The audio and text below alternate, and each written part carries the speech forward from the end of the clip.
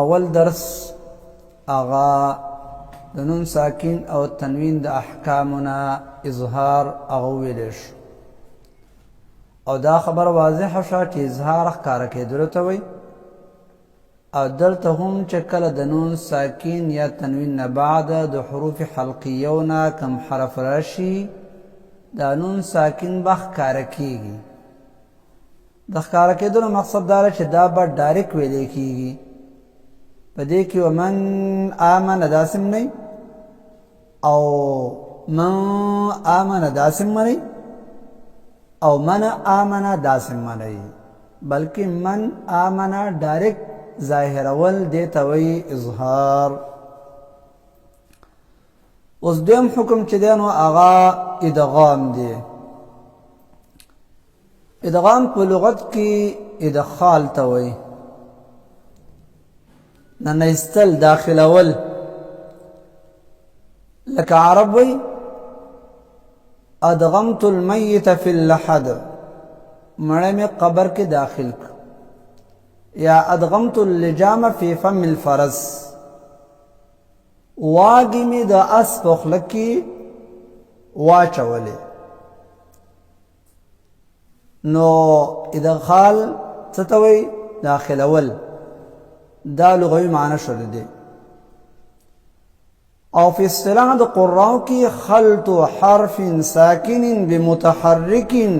بحيث يصيران حرفا واحدا مشددا. داخل اول حرف ساکن دی په متحرک حرف کې په داسې شان سره چې د دواړو حروفونه یو مشدد حرف جوړ شي او د حروفو د ادا کولو په وخت کې عضو یو ځل حرکت وکړي.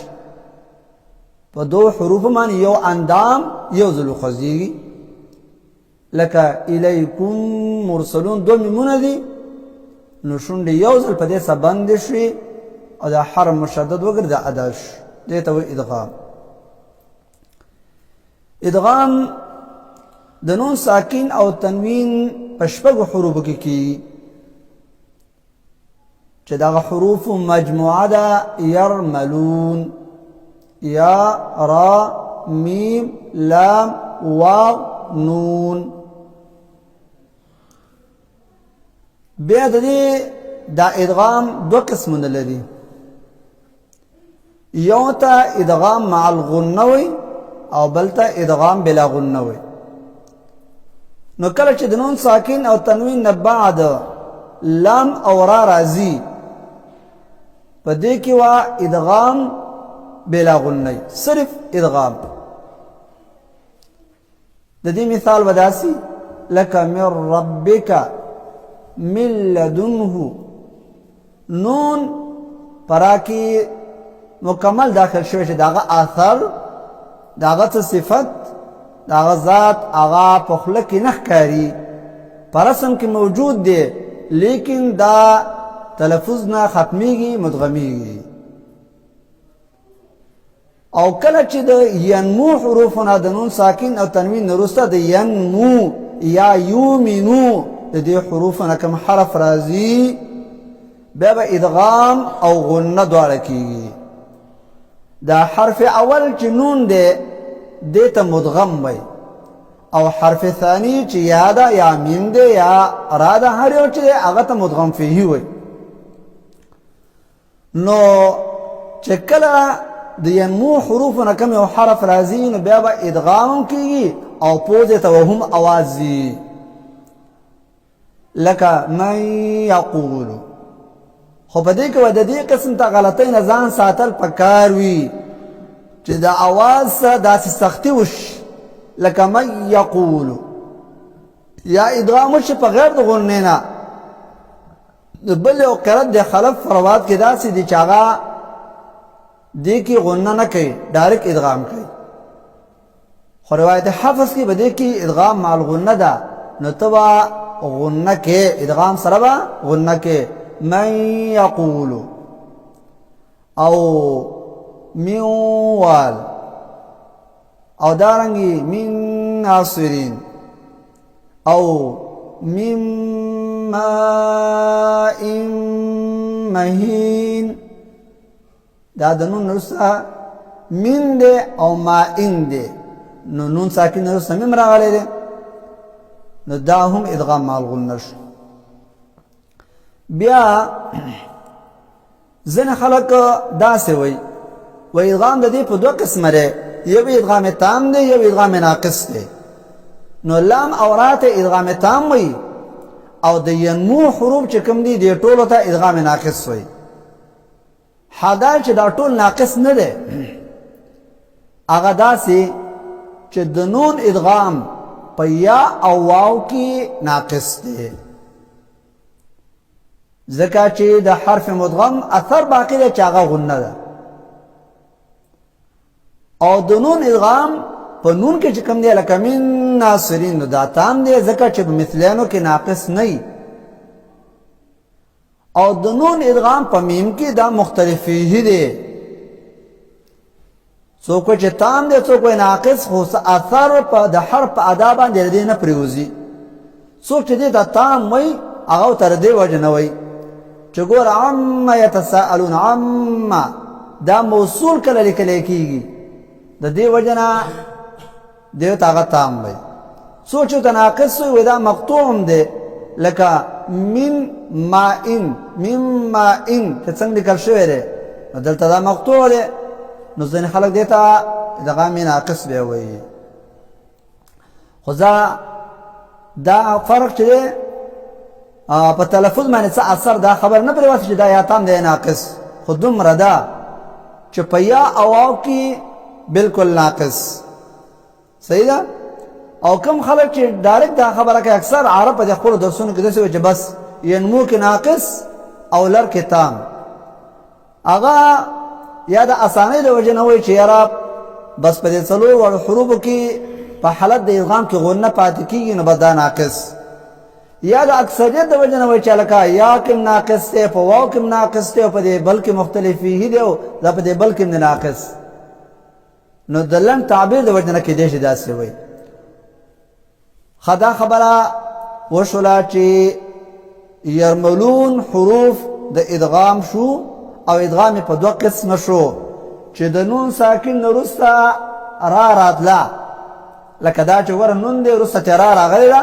نو دا نون په دې را کې مدغم شوی دی او څه اثر د دې باقي پاتې نه دی ډایرکټ ادغام دی بغیر د غنې نه او چې کله وروسته ینمو حروفونه کوم حرف راته نو بیا څه کېږي ادغام او غنه به دواړه کېږي اوس د ادغام دپاره چې نو څه شرایط دي شرایط دا دي چې اسکان د حرف اول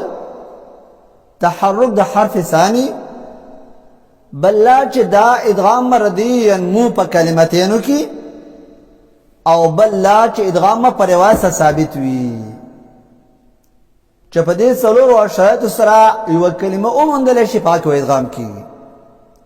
خصوصا یرملون ځکه دا خبره ځکه کوم چې موږ دا قاعده کېښوده چې د نون ساکن او تنوین نه کله وروسته ینمو حروفونه یو حرف راشي ادغام به کېږي که نه نو زه به راته وښیم چې داسې راغلي د ادغام پکې نه دی شوی چې هغه قنوان سنوان بنیا او دنیا ده ځکه چې ادغام د خفت دپاره کېږي دلته په اظهار سره خفت حاصلېږي او اصل وجه دا چې د دې نون ادغام وشي په واو کې نو بې التباس راځي د مضاعف سره پته ونه لګي دا قنوان دی که دا قنوان دی او دنیا را که دویا ده نو د التباس نه د بچاو دپاره په دې کې اظهار شوی دی او ادغام پکې نه دی شوی او دې ته اظهار مطلق وایي څه ورته وایي اظهار مطلق نو دا خبره شو چې کله نون یا څه په یوه کلمه کې واقع کېدله په دې کې موږ به غنه نه کوو او ادغام به نه کوو ادغام به نه کېږي د ادغام لپاره شته څو شو درې اسکان د حرف اول تحرک د حرف ثانی ادغام په روایت ثابت او کلمتینو کې وایي ما وی چې ادغام تام دې ته وایي چې مدغم په مدغم فیه کې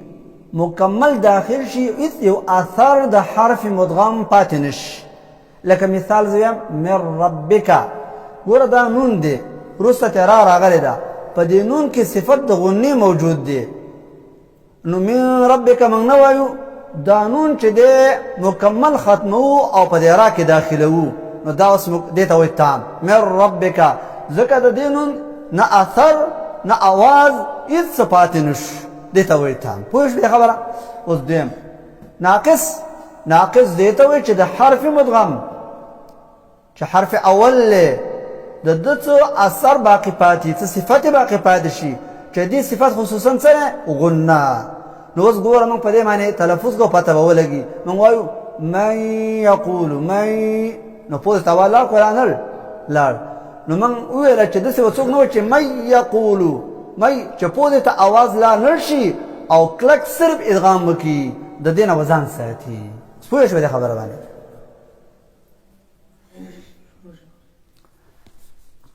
ادغام چې دی د درې سببونو د وجې نه کېږي اسباب د ادغام درې دي تماثل تجانس تقارب لکه کوم ځای کې چې د کومو حروف ادغام شوی نو یو په دې دریو کې به خامخا وي ځکه د متباعدینو ادغام نه کېږي نو د دې وجې نه ادغام د سبب په لحاظ په درې قسمه دی مثلین متجانسین او متقاربین مثلین دې ته وایي چې حرف مدغم او مدغم فيه یو حرف وي لکه من ربک دو راګانی اذهب بکتابی دو باګانی دو میمونه دو نونونه او ادغامی متجانسین دې ته وایي چې مدغم او مدغم فيه په مخرج کې یو څه صفاتو کې جدا وي لکه مثال وقالت طائفة د تا او د طا مخرج یو دی او څه صفاتو کې مختلف دي لکه داسې مثال لري احمد او محمود د یو کور نه وځي خو د دې دواړو صفات بېل بېل دي احمد اطول دی او بل چې دی نو لنډ دی یو چې دی نو ښه سړی دی بل بد اخلاقه سړی دی صفات مختلف دي دغه رنګ د دې حروف کور یو وي د ادا په لحاظ ځای یو دی لیکن آثار په صفات په ځان له مرتب کیږي فرق په صفاتو